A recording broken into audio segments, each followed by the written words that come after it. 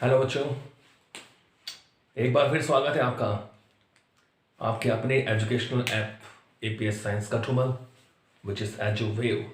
Okay, तो बच्चों very important chapter हमारा चल रहा है, चैप्टर नंबर 10। चैप्टर नंबर 10 हमने शुरू किया था लास्ट वीडियो में, AC. Okay, chapter number 10। Yes, तो लास्ट वीडियो में हमने पढ़ा था कि प्रत्यावर्ती धारा या वोल्टेज का फर्स्ट हाफ साइकिल में, पहले अर्ध चक्र में, यानी प्रथम धनात्मक अर्ध चक्र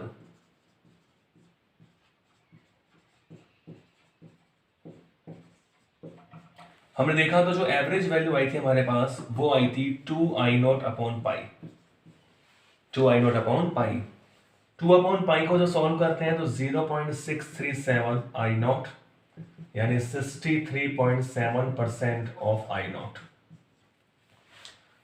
यानी पहले अर्धचक्र में धारा जो है अपने अधिकतम मान का, I0 का मतलब क्या होता है, अधिकतम मान, उसका 63.7% रह जाती है। पहला जो ऋणात्मक अर्धचक्र था, प्रथम ऋणात्मक अर्धचक्र की बात हम करें तो ऋणात्मक अर्धचक्र का मतलब क्या हो गया, हमने इस तरह देखा उसको कि ये हमारे पास करंट था, ये पॉजिटिव ये नेगेटिव, तो ये हो गया पहला धनात्मक। ये पूरा एक चक्र है तो धनात्मक अर्धचक्र 0 से t/2 फिर t/2 से t। तो ऋणात्मक अर्धचक्र का मतलब कि t कहां से कहां लिया था हमने, t/2 से t लिया था। तो यहां हमने देखा जो एवरेज वैल्यू आई थी वो आई थी -2I0 अपॉन पाई। ठीक है, फिर हमने पूरे चक्र की बात की थी, तो पूरे चक्र के दौरान, पूरे चक्र में प्रत्यावर्ती धारा का जो औसत मान होता है वो क्या होता है, 0। एवरेज वैल्यू क्या होती है, 0। क्लियर। तो ऐसे हम वोल्टेज की बात कर सकते हैं, धारा या वोल्टेज दोनों का सेम डेरिवेशन है। तो आज हम क्या पढ़ते हैं नेक्स्ट, इसको आगे बढ़ाएं।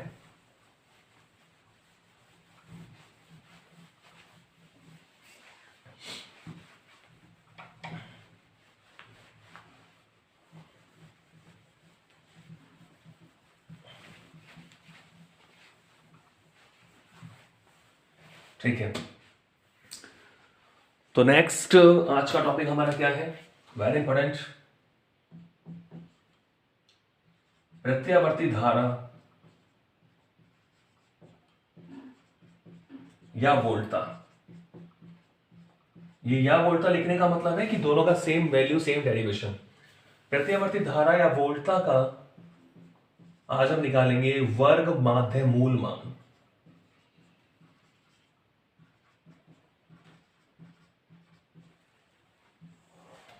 तो this is very important topic, exam में काफी आता है। प्रत्यावर्ती धारा का वर्ग माध्य मूल मान। ओके, टॉपिक हमारा है प्रत्यावर्ती धारा या वोल्टता का वर्ग माध्य मूल मान, यानी आरएमएस। देखो इसे ऐसे बोलेंगे, root mean square, root mean square value of AC voltage और करंट। तो रूट मीन स्क्वायर वर्ग माध्य मूल मान, तो इसे बोलते हैं बच्चों आरएमएस वैल्यू निकालना, बोलते हैं इसको हम आई आरएमएस, या ऐसे शो करेंगे आई आरएमएस या वी आरएमएस, आई आरएमएस या वी आरएमएस। ठीक है, आई आरएमएस या वी आरएमएस। तो रूट मीन स्क्वायर, तो जो हिंदी में लिखा हुआ है वर्ग करना है पहले, फिर उसका माध्य लेना है और फिर इसका वर्गमूल लेना है। ठीक है, बोलते आरएमएस है, करते उल्टा है, पहले स्क्वायर करेंगे फिर माध्य लेंगे और फिर क्या लेंगे, इसका रूट लेंगे। तो रूट मीन स्क्वायर का मतलब क्या होगा कि प्रत्यावर्ती धारा का एक पूर्ण चक्र के लिए जो वर्ग माध्य मूल मान होगा, यानी आरएमएस वैल्यू, आई आरएमएस कितना होगा, वर्ग माध्य मूल मान, कि जो धारा हमारे पास है उसका पहले वर्ग कर लो, फिर उसका माध्य ले लो और फिर क्या कर लो, उसका रूट कर दो। तो पूरे चक्र के लिए प्रत्यावर्ती धारा के वर्ग के माध्य के वर्गमूल यानी मूल मान को ही हम क्या बोलते हैं, आरएमएस वैल्यू बोलते हैं, वर्ग माध्य मूल मान बोलते हैं। क्लियर है? तो आई आरएमएस का मतलब क्या होगा, अंडर रूट बार आई स्क्वायर। पहले स्क्वायर करो, फिर बार का मतलब एवरेज लो, माध्य लो, और फिर क्या ले लो इसका अंडर रूट। ओके, तो इसको इक्वेशन 1 मान लेते हैं अपन। तो पहले आई स्क्वायर बार को हम सॉल्व करेंगे, ठीक है। ओके, तो हम लेते हैं आई स्क्वायर बार यानी एवरेज। तो बच्चों देखो, बार आई हमें पता है, आई क्या होता है, आई नॉट साइन ओमेगा टी। इसका क्या करना है, स्क्वायर करना है। तो ये बार हमारे पास है, तो I nought square sine square omega T, ठीक है। बार का मतलब क्या है, average, I nought square sine square omega T. और देखिए आई नॉट तो मैक्सिमम है यानी कांस्टेंट है, नियत है, तो नियत का स्क्वायर भी क्या होगा, नियत होगा। एवरेज हमेशा उसी का लिया जाता है जिसके मान में क्या हो रहा हो, परिवर्तन हो रहा हो। जो नियत है वो नियत रहेगा, नियत का एवरेज भी वही रहेगा। तो हम क्या करते हैं, इसमें से ये जो आई नॉट स्क्वायर है इसको एवरेज से बाहर ले लेते हैं क्योंकि ये कांस्टेंट है, ठीक है। अब हमें इसका एवरेज निकालना है साइन स्क्वायर ओमेगा टी का। तो आई स्क्वायर बार, इसको मैंने मान लिया इक्वेशन नंबर 2। तो मैं इसको अलग से लेके चलता हूं, साइन स्क्वायर ओमेगा टी का एवरेज वैल्यू क्या होगा, इसको लेके चलेंगे, ठीक है। तो एवरेज जो हमने धारा या वोल्टेज का निकाला था उसी फॉर्मूले से साइन स्क्वायर ओमेगा टी का एवरेज वैल्यू क्या होगा, देखिए।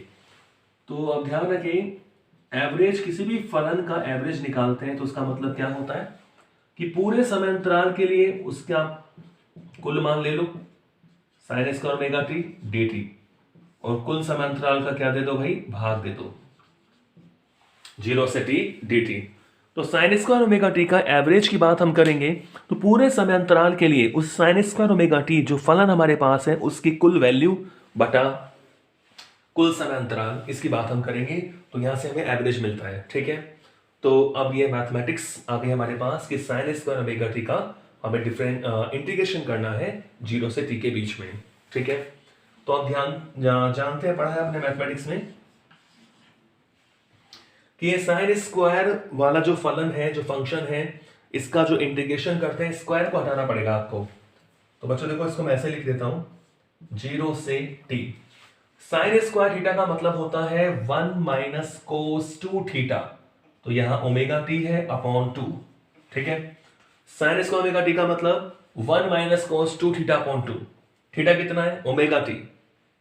तो साइन स्क्वायर ओमेगा टी का जो फॉर्मूला है, इसको स्क्वायर को हटाने के लिए, क्योंकि स्क्वायर के लिए हमारे पास कोई डायरेक्ट फॉर्मूला नहीं है, तो साइन स्क्वायर ओमेगा टी को मैंने लिख दिया 1 minus cos 2 omega T upon 2, और ये हमें समाकलन करना है इसका dt, और नीचे क्या है 0 से t dt, ठीक है भाई। ओके, तो देखो यहाँ 1 अपॉन 2 को मैं बाहर ले लेता हूं ऊपर से, तो एक तो हमारे पास बचा 0 से t dt, 1 से मल्टीप्लाई कर दिया, माइनस 0 से capital T cos 2 omega t dt, ठीक है।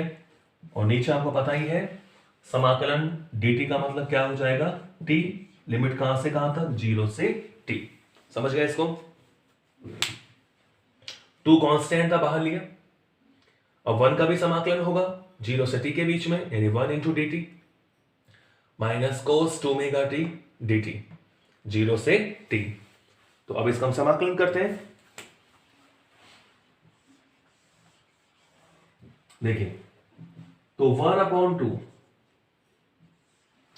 समाकलन dt का मतलब वही t हो जाएगा, लिमिट कहां से कहां तक, 0 से capital T, minus cos 2 omega t का इंटीग्रेशन क्या होता है, कोस थीटा का होता है साइन थीटा, यानी साइन 2 ओमेगा t, ठीक है।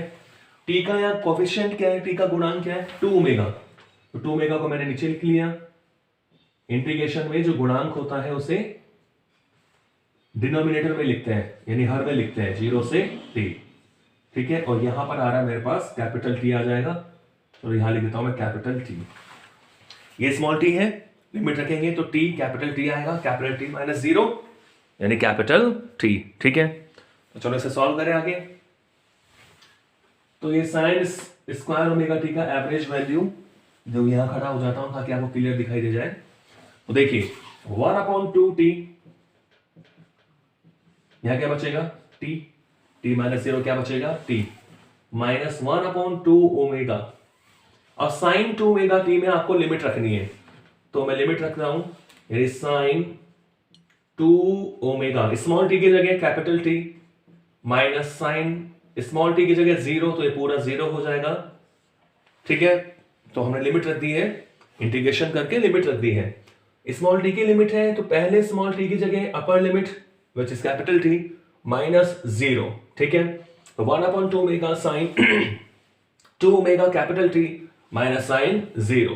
तो इसे हम सॉल्व करें, यानी 1/2t और ये बचा t माइनस 1/2 ओमेगा। अब बच्चों आपको पता है ओमेगा टी का मतलब होता है 2 पाई, तो ये हो गया साइन 4 पाई माइनस का साइन 0। क्लियर है? आप जानते हो क्योंकि t बराबर होता है 2 पाई अपॉन ओमेगा, तो ओमेगा टी क्या हो गया 2 पाई। तो यहां से हमें जो वैल्यू मिलती है, जो साइन स्क्वायर ओमेगा टी का एवरेज वैल्यू हमें मिलेगा, यानी 1/2t अंदर t माइनस 1/2 ओमेगा। साइन 4 पाई क्या होता है 0 होता है, और साइन 0 भी क्या होता है 0, यानी ये 0 बच जाएगा, और 0 में 2 ओमेगा को भाग दोगे तो वो भी 0 हो जाएगा, यानी sign square omega T 1/2t अंदर क्या बचेगा, केवल t बचेगा, क्योंकि ये तो 0 हो गया, देखो t से t कैंसिल हो गया, यानी साइन स्क्वायर ओमेगा टी की एवरेज वैल्यू क्या होती है 1/2। साइन स्क्वायर ओमेगा टी का एवरेज वैल्यू क्या होता है 1/2। ऐसे ही कॉस स्क्वायर थीटा का भी क्या होगा 1/2। तो हम इक्वेशन नंबर 2 में इसको रखते हैं। ठीक है, ओके, देखो समीकरण 2 से, इक्वेशन नंबर 2 से आई स्क्वायर बार क्या मिलेगा आई नॉट स्क्वायर बाई 2, क्योंकि साइन स्क्वायर ओमेगा टी का एवरेज वैल्यू कितना है 1/2। तो अब हम इसको इक्वेशन नंबर 1 में रख देते हैं। देखिए समीकरण 1 से, समीकरण 1 से जो आई स्क्वायर बार, यानी जो आई आरएमएस है, आई आरएमएस, तो आई स्क्वायर बार का मतलब है आई नॉट स्क्वायर बाई 2। ठीक है, और इसका हमें क्या लेना है अंडर रूट लेना है। तो बच्चों यहां से जो आई आरएमएस आपको मिलेगा वो क्या मिलेगा, आई नॉट का स्क्वायर का रूट लेंगे तो आई नॉट, और 2 का तो हो जाएगा √2। तो आई आरएमएस कितना आ गया I not by √2। Very important formula, equation number 3 इसको मैं मान लेता हूं, I RMS is equal to I not by √2। I RMS is equal to I not by √2। I nought क्या है, आई नॉट है शिखर मान, मैक्सिमम वैल्यू, पीक वैल्यू, उच्चतम मान, अधिकतम मान।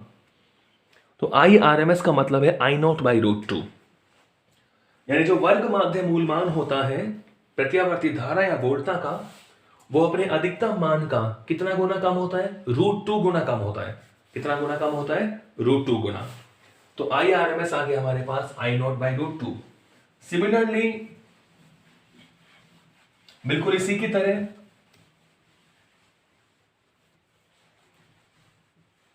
देखिए, बिल्कुल इसी प्रकार सिमिलरली इसी प्रकार जब आप वी आरएमएस की बात करोगे, वी आरएमएस, तो वी आरएमएस में हमें क्या मिलेगा वी नॉट बाई √2,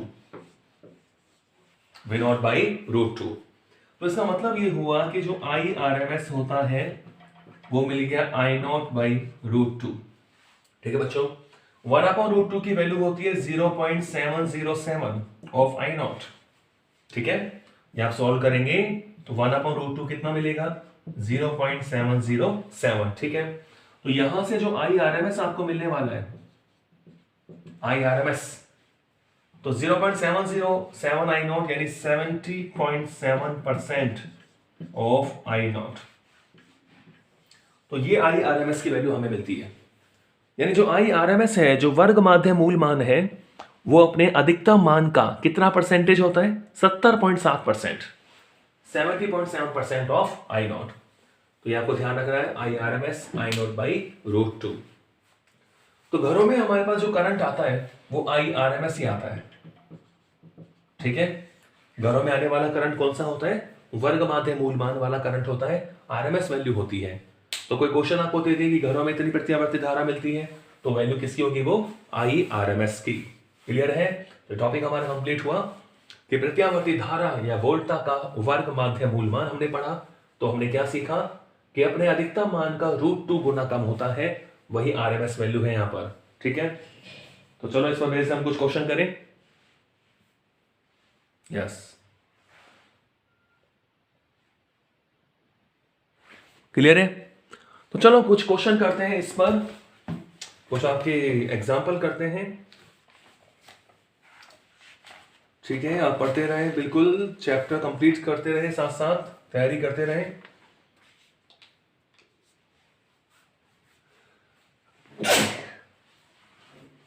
और अपने स्वास्थ्य का भी ध्यान रखते रहे, तो क्या ठंड बढ़ चुकी है तो तबीयत खराब नहीं होनी चाहिए। ओके, क्वेश्चन करते हैं। देखो एक आपका बुक का एग्जांपल लेते हैं।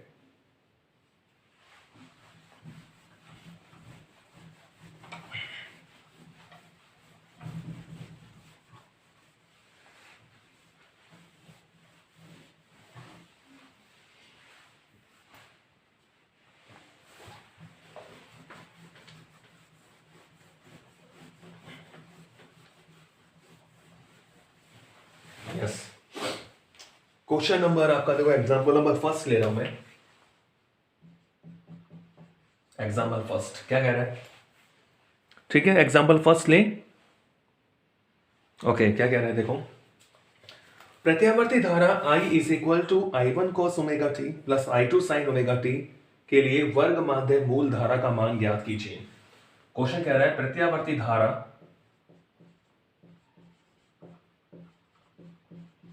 I is equal to I1 cos omega T, I1 cos omega T plus I2 sin omega T.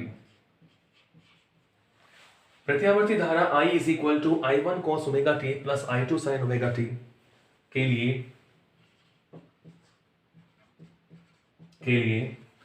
वर्ग माध्य मूल मान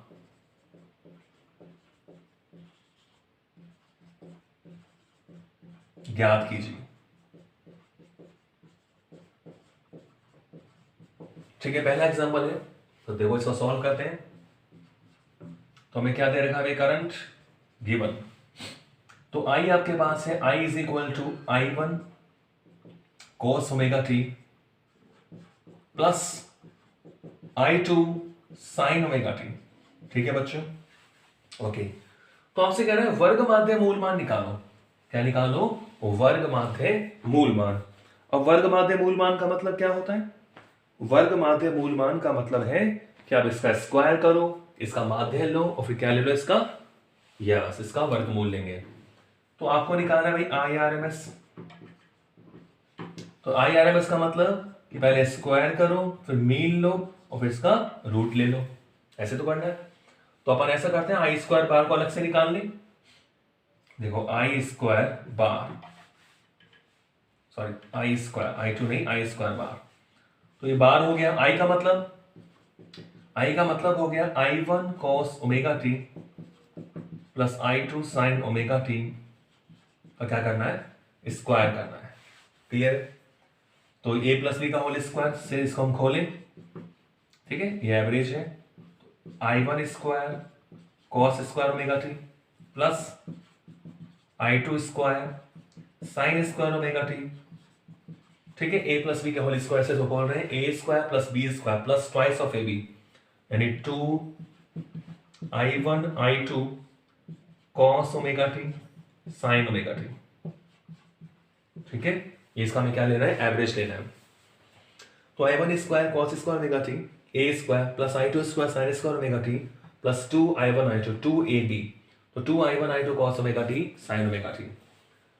तो अभी आपको पता है हमें सबका क्या लेना पड़ेगा? एवरेज, यानी I1 square cos square omega T, इसका भी एवरेज ले रहे हैं, plus I2 square sine square omega T, plus, ठीक है, I1 I2 को, I1 I2 इसको मैं एक साथ लिख रहा हूं 2 sign omega T cos omega T. ठीक है बच्चों, सबका हमें एवरेज लेना है। अब देखो I1 स्क्वायर तो कांस्टेंट है, तो I1 स्क्वायर को बाहर लिया, यदि एवरेज केवल किसका चाहिए, कॉस स्क्वायर ओमेगा टी का, जो कि 1/2 होता है, स्क्वायर में सबका 1/2 होता है। I2 स्क्वायर को बाहर लिया, किसका चाहिए average, sign square omega T का, प्लस I1 I2 को बाहर लिया, एवरेज किसका चाहिए, 2 sign omega T cos omega T, sorry cos omega T, 2 sign omega T cos omega T, 2 sine theta cos theta होता है साइन 2 थीटा, यानी sign 2 omega T. ठीक है, अब देखिए, तो यहां से जो आपको मिलेगा I square bar is equal to, देखो I1 square,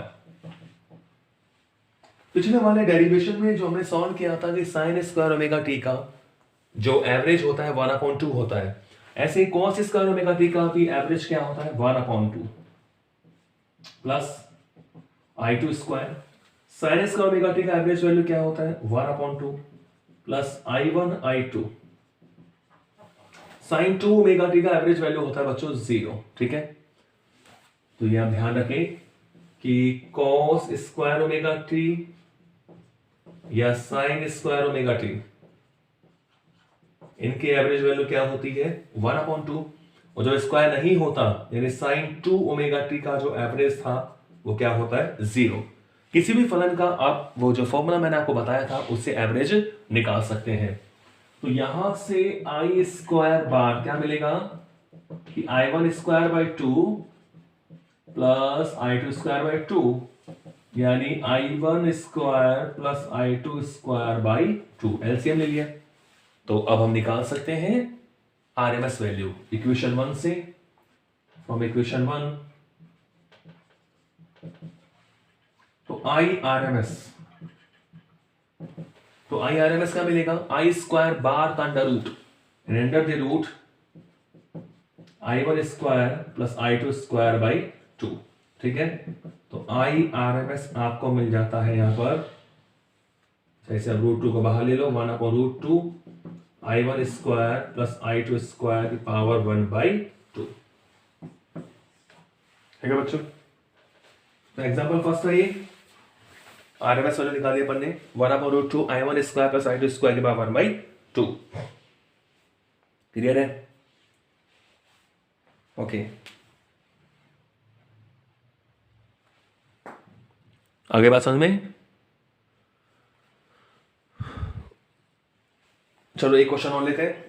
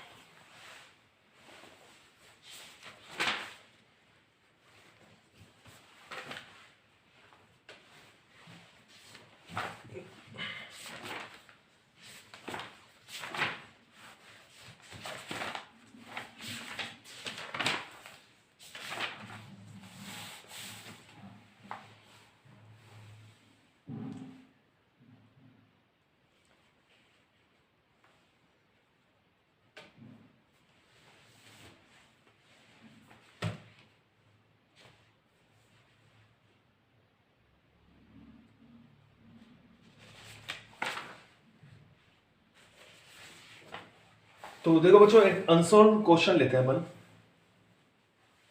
question number first देखिए आप, अनसॉल्व है जो, ठीक क्वेश्चन है जो पीछे आपको दे रखे क्वेश्चन।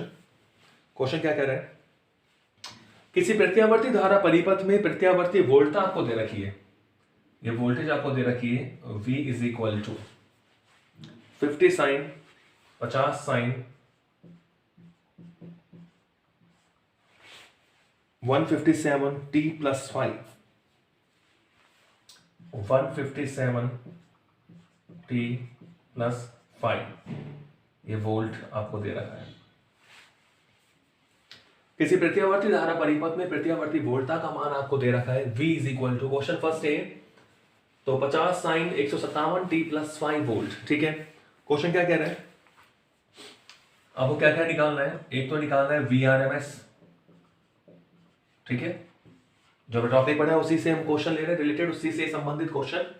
और दूसरा पूछ रहा है वोल्टता की आवृत्ति, प्रत्यावर्ती वोल्टता की क्या निकलवा रहा है, आवृत्ति निकलवा रहा है। तो आप देख सकते हैं इसमें क्लियर है। आपको पता है हमारा जो वोल्टेज का इक्वेशन है वो इस रूप का दे रखा है कि अगर हम ऐसे तुलना करें कि V is equal to V naught sine omega T plus 5 ये होता है। इससे आप तुलना करो तो आप देखेंगे तुलना करने पर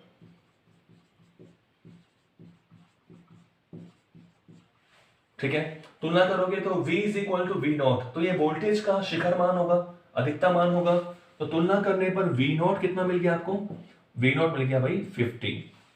क्लियर है। साइन ओमेगा टी, तो ओमेगा यहां क्या मिलेगा आपको, ओमेगा मिल गया 157। ठीक है, और 5 की जगह 5 है। तो बस हमें यही चाहिए। तो ए आपसे कह रहा है भाई वी आर एम एस निकालो, तो वी आर एम एस का मतलब क्या होगा, अभी हमने पढ़ा है V naught by root two, तो वी आर एम एस का मतलब हो गया V naught by root two.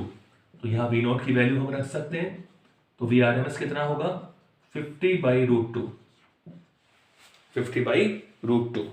Clear है बच्चों। और रूट टू की वैल्यू आपको पता ही है, 1/√2 क्या होता है 0.707 इंटू 50। तो यहां से जो VRMS आपको मिलेगा, तो आप गुणा करना देखो, 5 7 35 और 5 7 35 और 2, ये 5 7 35 हो गया ना, तो 35 पॉइंट गुणा कर सकते हैं 35.350 वोल्ट। 5 7 35 और 5 7 35 1 2 3, ये तो आ गया VRMS। अब आपसे कह रहा है फ्रीक्वेंसी निकालो, तो ओमेगा आपको दे रखा है। देखो चूंकि ओमेगा इज इक्वल टू होता है 2πf, omega is equal to क्या होता है 2πf। तो यहां से देखो f इज इक्वल टू क्या मिलेगा, ओमेगा अपॉन 2π, ओमेगा अपॉन 2π। तो यहां से f is equal to omega की वैल्यू है 157 अपॉन 2 इंटू 3.14, पाई को मैंने क्या रख दिया 3.14। ठीक है, तो इसे आप सॉल्व कर लें, तो आप 2 0 को देखो ऊपर ले जाएं, 10 की पावर 2 हो जाएगी। तो यहां से क्या मिलेगा आपको, f इज इक्वल टू 157.00 और ये पॉइंट हटा दिया अपन ने, तो 2 चौके 8, 2 एकम 2 और 2 तिया 6। ठीक है, अब इसे आप काट लो, किससे काटोगे, small f is equal to, तो बच्चों ये आपसे सॉल्व करोगे तो ये आपका आंसर इसमें आ जाएगा 25 आ जाएगा, 25 हर्ट्ज।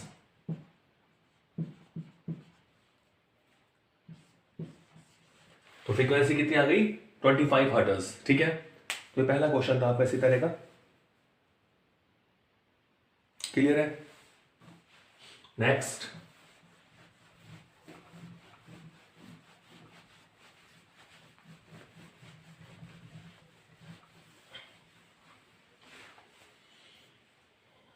क्वेश्चन नंबर 2 भी देख लेते हैं, एंड टू एंड इसी रूप का दे रखा है। क्वेश्चन नंबर 2,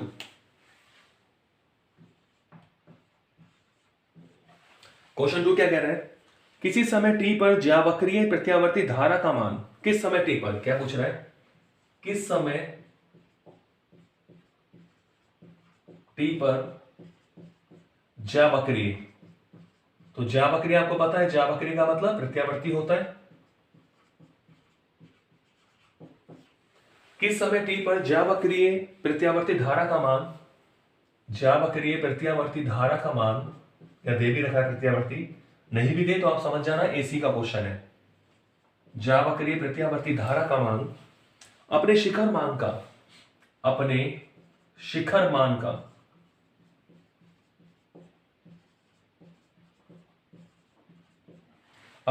मान का आधा, पहला तो पूछ रहा है आधा, यानी किस समय आधा हो जाएगा, और सेकंड नंबर इसमें दे रखा है √3/2 गुना होगा, √3/2 गुना होगा। ठीक है, ये क्वेश्चन है। किस समय स्मॉल टी पर ज्यावक्रीय प्रत्यावर्ती धारा का मान, ठीक है, क्योंकि वो अल्टरनेटिंग है, तो कह रहा है किस समय आधा होगा, किस समय √3/2 गुना होगा, ये क्वेश्चन आपसे कह रहा है। तो कैसे करेंगे, टाइम आपसे पूछ रहा है, क्या पूछ रहा है बच्चों, टाइम। ठीक है, तो चलो सॉल्व करते हैं। आपको पता है चूंकि टी समय पर, ये तात्क्षणिक मान होता है, चूंकि टी समय पर जो धारा होती है, प्रत्यावर्ती धारा जो होती है, टी समय पर प्रत्यावर्ती धारा क्या होता है, I is equal to I0 sin omega T. ठीक है, हमें पता है स्मॉल टी समय पर जो प्रत्यावर्ती धारा है उसका जो इक्वेशन होता है, जो तात्क्षणिक मान होता है, I is equal to I0 sin omega T. तो कह रहे हैं किस समय पर, हम पहला क्वेश्चन ले, इसका फर्स्ट क्वेश्चन ले, किस समय पर आधा हो जाएगा। तो क्वेश्चन में कह रहा है गिवन